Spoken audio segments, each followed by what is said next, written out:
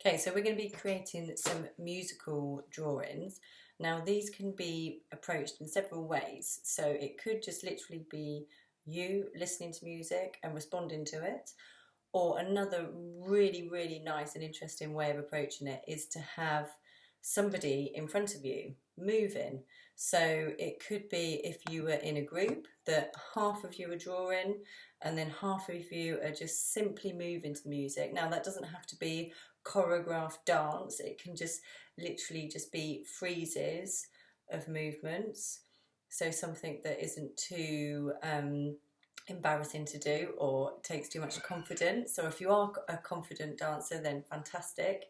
I put several images into the resources of this happening because it is a lovely thing if you had some paper out, some ink, so all your drawing tools, and then half of you are capturing the music and the movements, and then half of you are making physical responses to it. It's yeah, quite an interesting approach. But I'm just going to be demonstrating responding to music, and then it's up to you if you're going to do that with other figures involved responding to the music as well, which you're then observing. So this is something where you're using your senses to respond to something that's in your mind. But what's really exciting about this is that instantly you do get other influences from that music. So it may make you feel calm, it may make you feel on edge, it may trigger a memory. And all of those things are really important to acknowledge and try and find a way of recording those. So it could be through your mark making, it could be the physical forms that are starting to appear. If you do have people in front of you responding to the music and moving to the music and you're capturing it, then it could be that you're capturing their physical shapes, or it could just be an idea that it's making you think of when you're watching them. Now, the first job is to make yourself some high-tech drawing tools. Now, these are paintbrushes attached to sticks, if you have them, using masking tape ideally, but if you don't have it, then you can use things like sellotape. Sticks are great because they're very similar to the end of the paintbrush, which means that you can use it with more ease. Or if you don't have any gardening sticks or bamboo, anything like that, then you could use rulers, or you could use other paintbrushes, so you attach them. Now, the idea behind this is so that it creates some actual physical distance away from your piece of paper. So this is brilliant if you've got your paper laid out on a table and you've got your figures in front of you if they are moving, or if you're just there listening to the music, because it creates a sense of space, which is really important. If you're sat down with a paintbrush, you'll only be moving to the size of that paintbrush. So I have lots of paintbrushes in front of me when I'm working, because it provides me more opportunities with my mark making.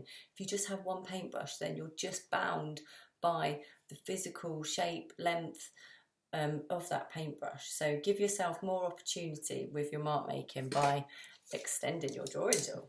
So what we're going to be doing is we're listening to the music and we're just becoming completely absorbed in what's happening with our instinctive reactions to those sounds. So again, it's about the senses. So I would really recommend not putting on music that you're familiar with, because you'll know what's coming next.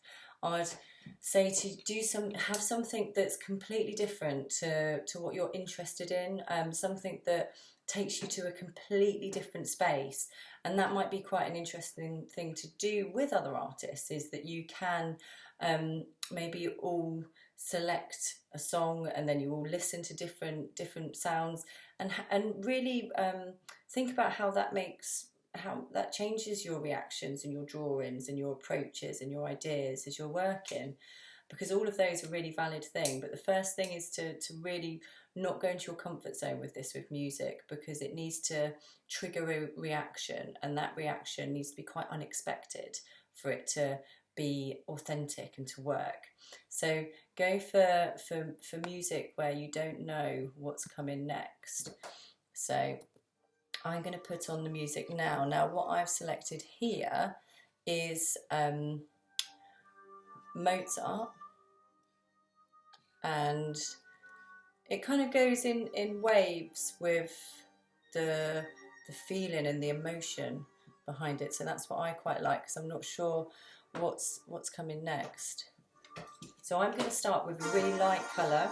I'm also going to start with my biggest brush because I've got a big space to fill. So I'm going to start first. I've got drawing inks here.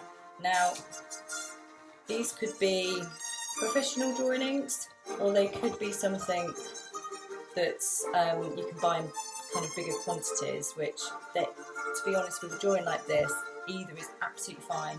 You could also use paint, watered down, you could use poster paint. It might be that you'd like to use things like marker pens or felt tips, so it doesn't have to be paint if you're in a space where you can't get too messy.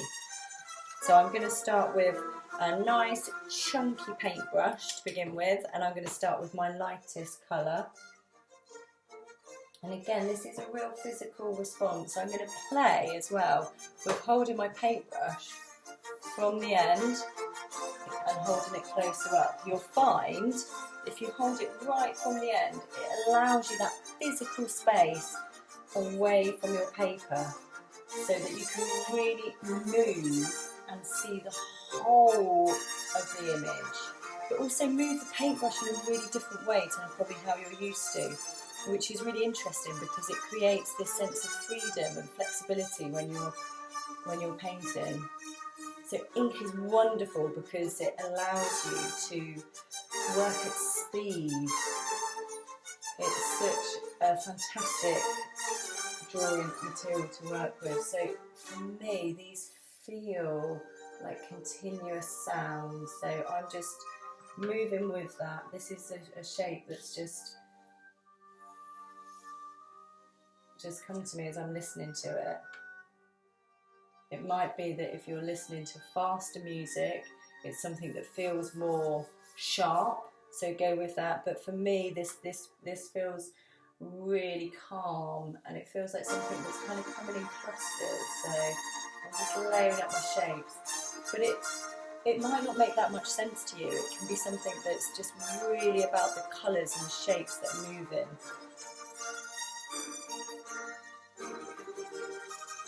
And those shapes could be shapes in front of you, but they could also just be in your imagination as you're listening to music. Where is it taking you to?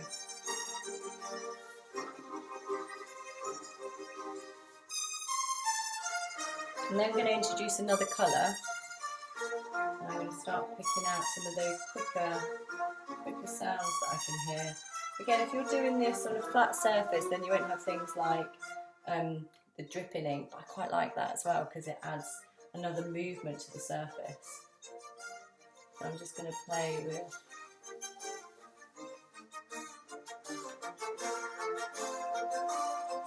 how I'm moving, and that's what's brilliant about having tools that allow you flexibility with your movement. So really use that. Just have a experiment with that sense of moving closer, further away.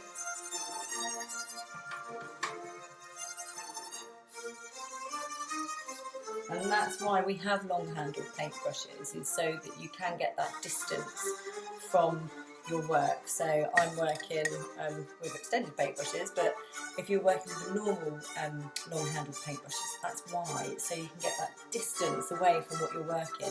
If you're working with a standard paintbrush but really big, it's quite hard to see the whole thing at once. So really go with the tools and how they're making you kind of work with them, and really embrace that, because it allows you to work more instinctively, which is great for this kind of work where you're working quickly from observation. I'm just going to introduce a slightly different yellow there. So as you can see, I'm just slowly building these marks and these shapes, and again they're really quite just responding to the music. And if you had figures in front of you that were moving, then they'd be moving so quickly that you wouldn't be able to contain a whole shape and create something that's representational. It's very much more about the feeling or the curve, a quick just suggestion. You could also do this with oil pastel. Another approach to this is actually starting with oil pastel and then adding your ink over the top, and it would create like a nice wax resist. So it means any lines that you put down in oil pastel would be resisting the ink and be coming through. So it just add another kind of dimension of kind of movement and things to your composition. So I'm actually just going to start blocking in certain areas of my composition here, just in places.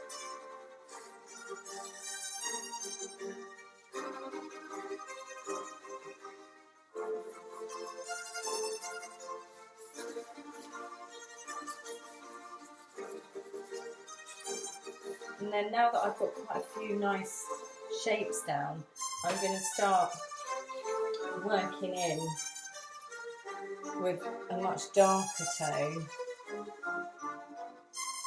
to start introducing just a few outlines here and there, really.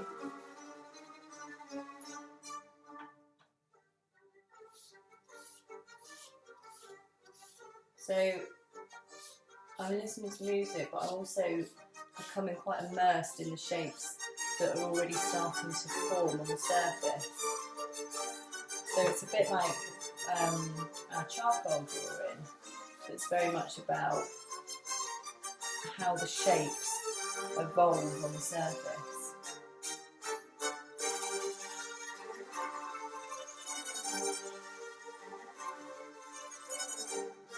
And it might be that you'd like to be thinking of words as you're doing that.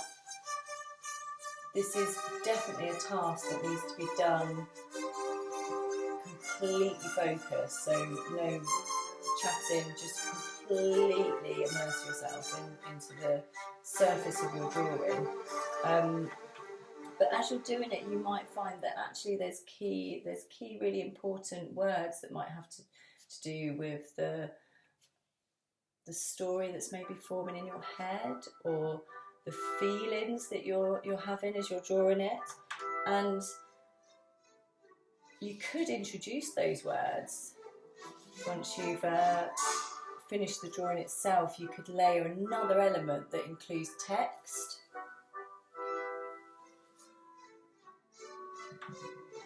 You could also try listening to different music, so you could vary the type of music as you're working and see how that affects you.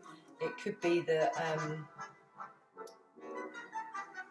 you really play with the effect of maybe lyrics.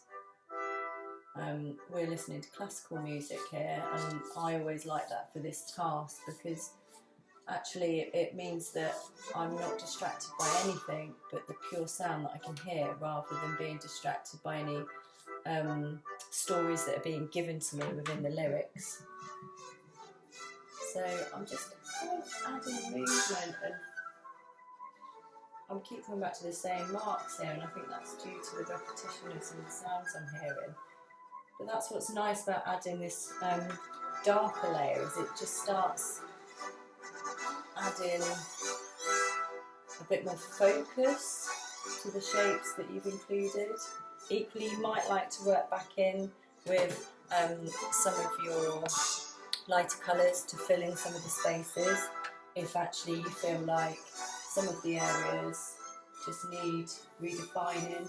Wherever you have white space, that's always where your eye is going to be drawn to first. So if you feel like actually some of these white spaces around the outside are becoming quite distracting, so just help refocus your eye by just enclosing some of those. Some of those white spaces might be actually really important to highlight some of the shapes and movements that you've captured.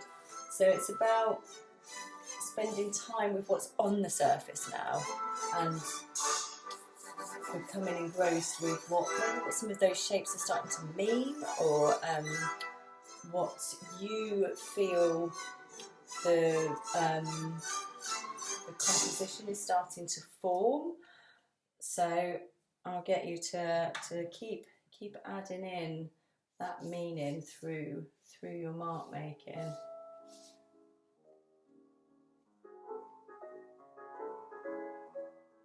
And this is a lovely one to photograph as well, because it really does evolve as you're working through.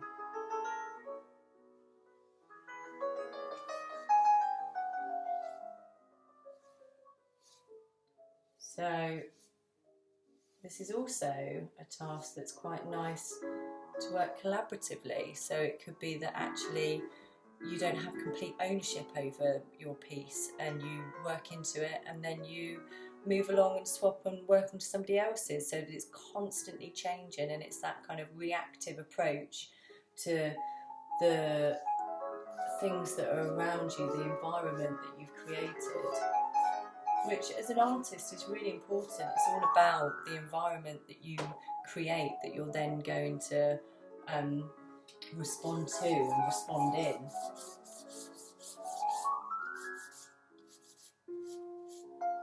And it could also be that you finish with the ink and you allow it to dry, and then you might like to work in with pen or with oil pastel to start adding kind of more detail, or like I said earlier, to add some text. You might like to add some, if the music does have lyrics, you might like to add some of those or alternative versions of those, and just feel how, you know, how that works. I think what's really important with drawing and painting is to not, you know, don't let it be one thing. If actually you want to introduce other things, then do. It's always best to let something change and blossom and evolve, rather than being scared to ruin something, because you could always photograph things, and you know, you can always change it and have it recorded in that way. It's much better to keep it moving. So I'm going to leave mine like this for now, but as I work into it, I'm going to carry on adding definition and detail into certain areas. So I might start introducing some black ink, where I start working into some of these key shapes that are starting to form. I also might start adding in some words in places, but this is a basic kind of structure that I've created here with the ink that I'm then going to work into and work over. So it's very much a kind of starting point at this point here, and then you can then layer and work into it. You might even like to start introducing some texture. You could kind of go to the reverse now and start using a really small paintbrush and add in some nice like white paint to add some detail or pattern over the top. So spend some time with it as it is at this point, and then start to introduce other materials, but really start thinking about those senses you were using as you were creating it and how you reacted, because those natural reactions will be the most meaningful, rather than the ones that you do if you spent too long thinking about it before you start. So really spend some time reflecting on those instinctive decisions that you made and how and why you made them.